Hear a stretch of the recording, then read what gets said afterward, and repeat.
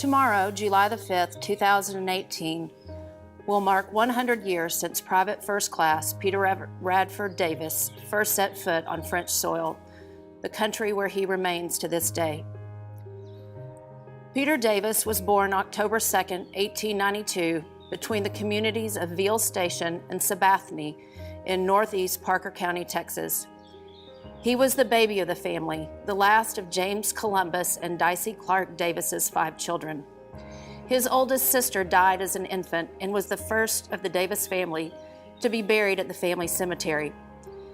Peter and his surviving sister and brothers grew up on the family farm, exploring the rolling wooded hills and creeks when the chores were done. Their mother died in 1905, leaving 13-year-old Peter with more responsibility on the family farm. When his siblings eventually married and began their own families, they remained close by. Peter registered for the draft when the United States entered World War I. In September 1917, Private First Class Peter Radford Davis began his service in the Army with the 90th Division, Texas Brigade. According to letters home from basic training in San Antonio, Peter described doing some pretty good shooting out on the range, as well as concern for friends old and new. However, his family remained at the center of his thoughts, and he expressed regret in not being able to visit home before leaving for Europe. In June 1918, Peter sailed across the Atlantic, trading the peaceful foothills and woods of northeast Parker County for the war-ravaged hills and woods of northeastern France. In September, Peter participated in the drive to take the Saint-Mihiel salient.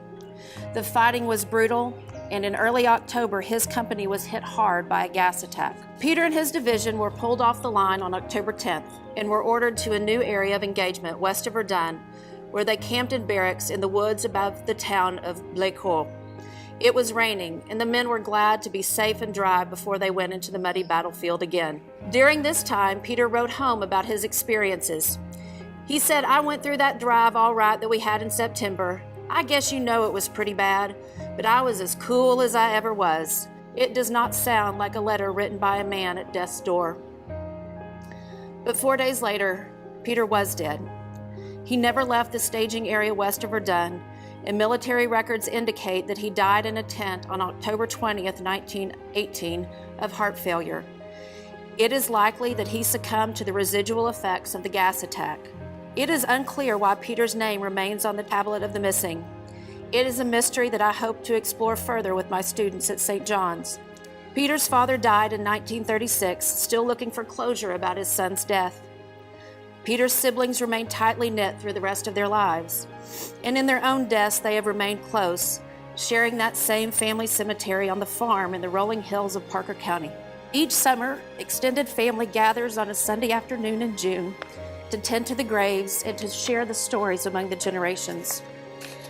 Though Peter never returned home, his legacy lives on in memories handed down to nieces and nephews he never met, and in the passing on of his name through 2 generations. I have remembered Peter in this place, among the hills and woods of France, where I've scattered a few hidden stones from the family cemetery.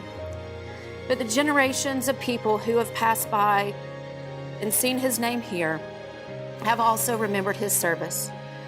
Peter, I am thankful for the privilege of being able to share your story and to preserve it for future generations at home and abroad, so that we all may continue to honor your sacrifice.